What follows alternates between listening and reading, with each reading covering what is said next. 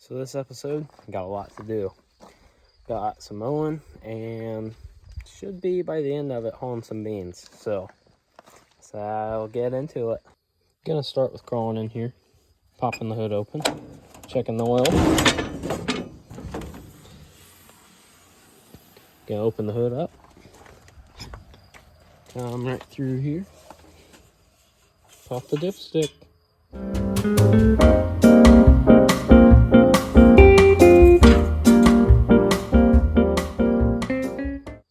Need to add a little oil, then we'll get started mowing.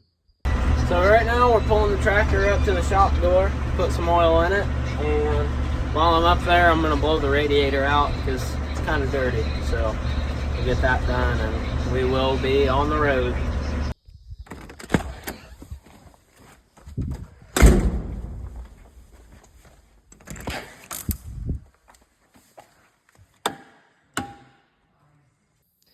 So I got the hood open again, got the air compressor out, so get this all blown out.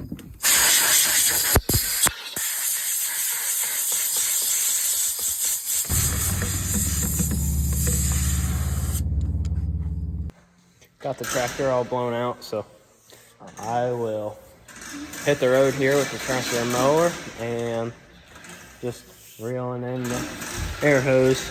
So I will get you guys onto some clips for mowing. So we made it to the first place where we gotta mow. It's just a waterway, so it's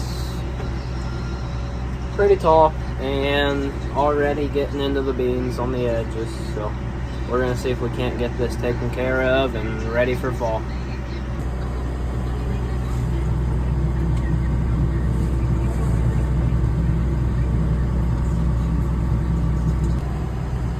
Coming up here, we have the tile riser. So we're gonna make sure to not hit that, but also get as close as we can.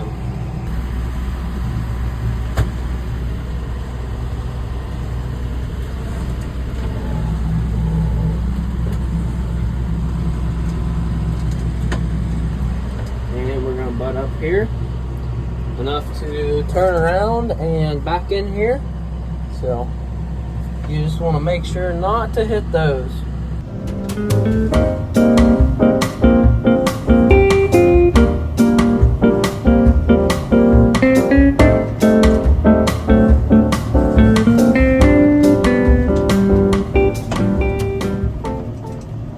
I'm going to say we got that corner pretty good. So we're going to put it in forward here and get right here around this riser. Just like that.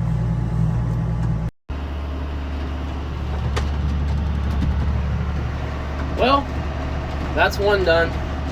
Got a lot more to go. Alright guys, so I'm going to stop right here in the middle of this lane that I'm mowing. I'm going to have a teachable moment for you guys. So in the spring, it's rain season, as a lot of you know.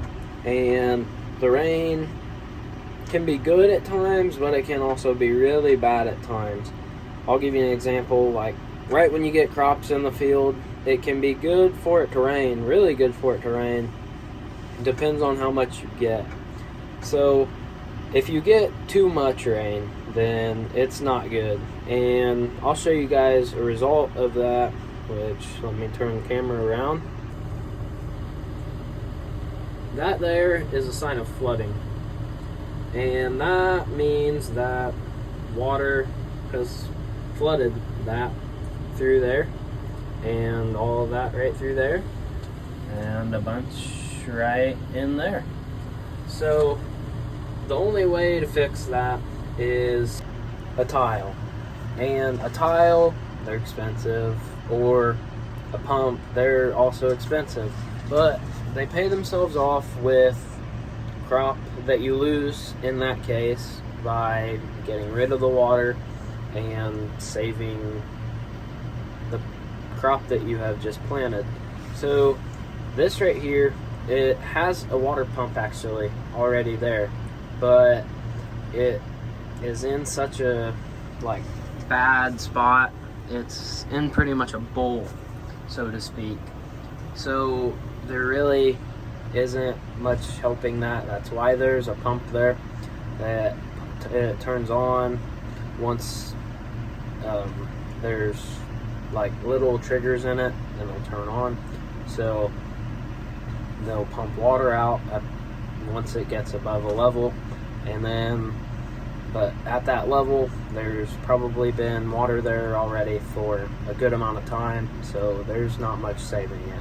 But I'm gonna get back to mowing here, and I'll catch you guys in just a few moments. So I'm going to tell you guys a little bit about bush hogging. So when you're out there and everything is getting tall in the fall because you haven't mowed it for a while, you want to just knock it down before you start harvest, because if it's there, it's probably going to start growing into like the field up along through here if it hasn't been sprayed or chemicals haven't been applied in a while. So you're going to want to just mow up as close as you can.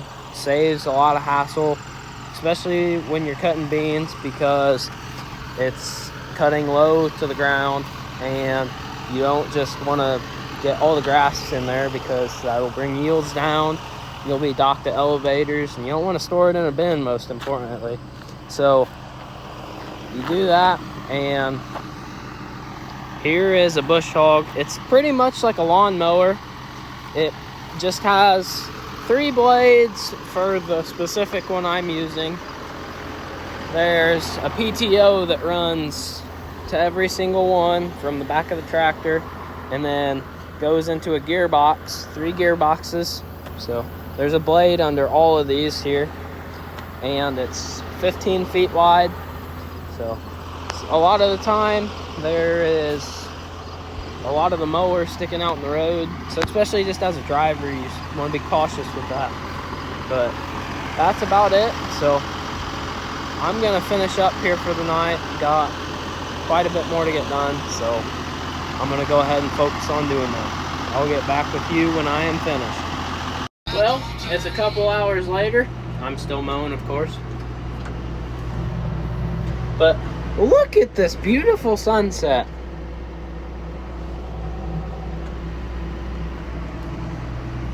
It doesn't get any better than this. Gotta thank the one up above for that one. So I'm just about done. Be headed back to the farm, fuel this tractor up, and head home, and I will get back with you guys tomorrow. So today we are getting the bin cleaned out. I already started, so it is down to the floor. Got the sweep going.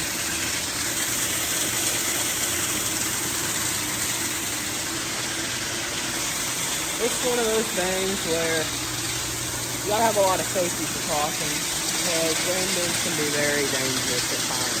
So I'll get back with you in a couple minutes and go a little over that. So I just got cleaned up from cleaning out that bin, and I'm going to talk to you guys a little bit about the safety with grain bins, because it's very important to know, because they are very dangerous if you don't know what you're doing. I bet you've heard that before, and I bet you have heard that it's like quicksand if you get into grain like that. It really is. I can vouch for that. I'm not saying anything has happened to me or anything, but it really does start to sink you pretty quick. So when you get in a grain bin, you want to be really careful, and a lot of guys take like ropes or anything just to make sure that they can like get up if they have to, in case of like the quicksand, so to speak, starts to happen to you.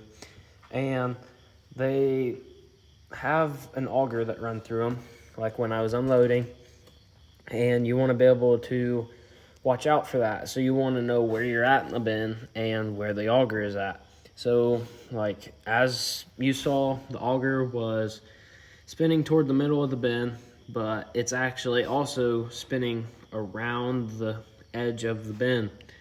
So it'll eventually make a full circle.